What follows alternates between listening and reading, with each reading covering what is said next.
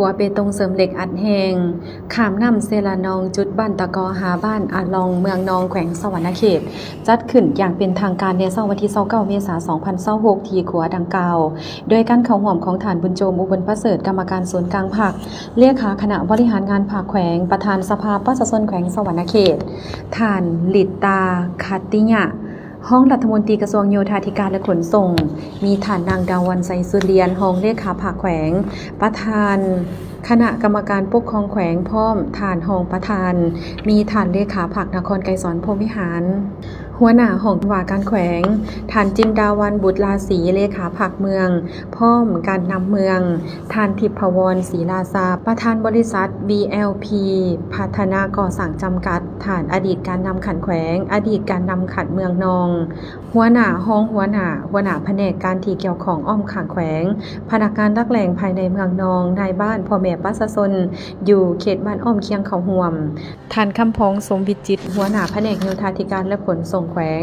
ในนามเจ้าของโครงการก่อสร้างขัวรายงานโดยย่อความเป็นมาการจัดตั้งปฏิบัติโครงสร้างให้ฮู้ว่าเพื่อเป็นการผันขยายแผนพัฒนาเศรษฐกิจสังคมครั้งที่10ของแขวงว่ารวมบ่สปอร์ตแผนงานที่7แผนกโยธาธิการและขนส่งให้ปรากฏเป็นจริง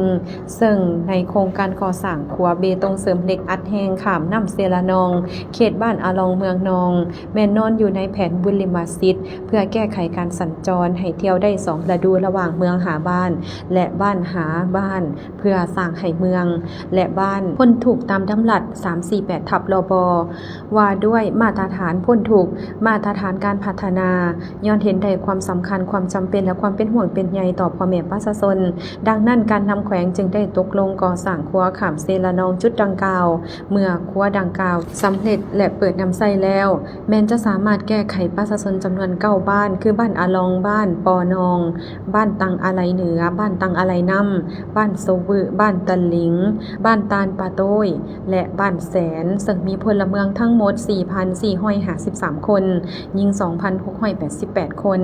และประกอบมี702หลังคาเรือนให้เที่ยวไปมาได้สะดวกโดยเฉพาะในฤดูฝนแม้นบ่ได้ขี่เรือขามน้ำอีกแล้วสำหรับการออกแบบขัวแม้นเป็นประเภทขัวเบตงเสริมเหล็กอัดแหงยาว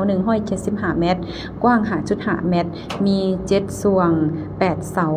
ากลางน้ำ6เสาโดยแผนกโยธาธิการและขนส่งแขวงเป็นเจ้าของโครงการบริษัทหับเหมาก่อสร้างบริษัท VLP ก่อสร้างจำกัดมีมูลค่า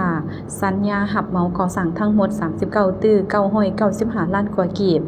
ในระยะเวลาการก่อสร้าง2ปีเริ่มแต่เดือนมิถุนายน 2024หาเดือนธันวาคม 2026ย้อนบริษัทหับเหมาก่อสร้างมีประสบการณ์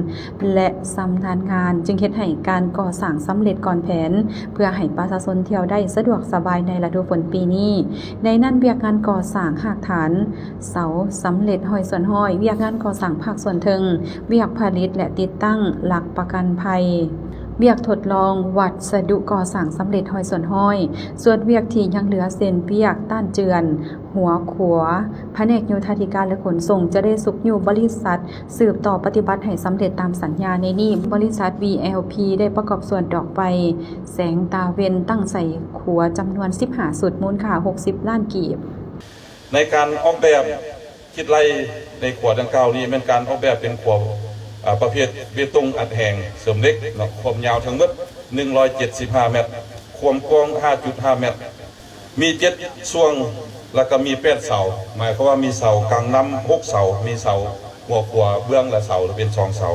เจ้าของโครงการเป็นแผนกโยธาธิการและขนส่งบริษัทที่ปรึกษาเป็นบริษัท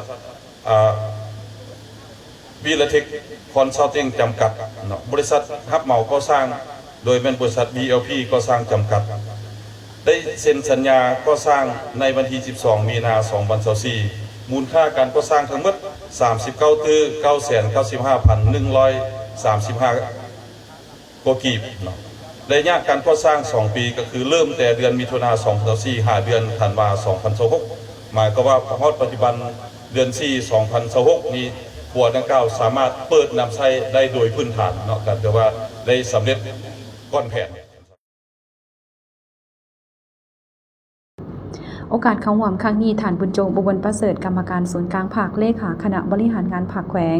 ประธานสภาประชาชนแขวงก็ได้มีคำเห็นโอลมและกล่าวมอบครัวให้ประชาชนได้สมไส้พร้อมทั้งให้ประชาชนพร้อมกันปลูกเลี้ยง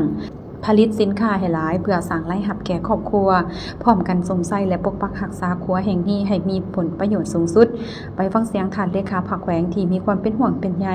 ต่อการดำรงชีวิตของประชาชนและต้องการให้ประชาชนได้รับการพัฒนาข้าพเจ้าบ่มีหยังหลายขอมอบความสุขขอมอบความ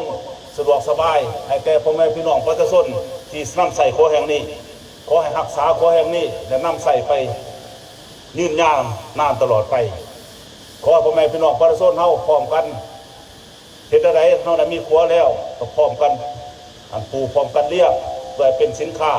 สามารถนำเอาสินค้าเข้ามาจำหน่ายในเมืองเฮ็ดให้ผู้ประกอบการสามารถไปซื้อนำพ่อแม่ประชาชนบ่มีหยังหลายอวยพรแก่พี่น้องประชาชนจงหังจงมีความสุขมีสุขภาพเข้มแข็งบ่ใส่พรข้าพเจ้าเห็นอดีตการนำภาครัฐของเมืองนอกนั่งอยู่นี่เพิ่นก็คือสิดีใจคือกับข้าพเจ้าเลยแหละเนาะที่ประชาชนได้ยิ้มแย้มแจ่มใสประชาชนได้มีความสุขในวันนี้บ่ใส่พ่อบรรดาทาทั้งเบิดจงมีสุขภาพเข้มแข็งมีพลานามัยสมบูรณ์พร้อมกันมวลซืนพร้อมกันทับเอาครัวแห่งนี้เป็นทรัพย์สมบัติร่วมของพ่อแม่ประชาชนทั้งหมดปกปักรักษาพร้อมกันแล้วก็นำใส่ให้มีประสิทธิผลขอให้ทางไหนมีเมืองน่องพ้นทุกข์ในปี2021ขอขอบใจหลาย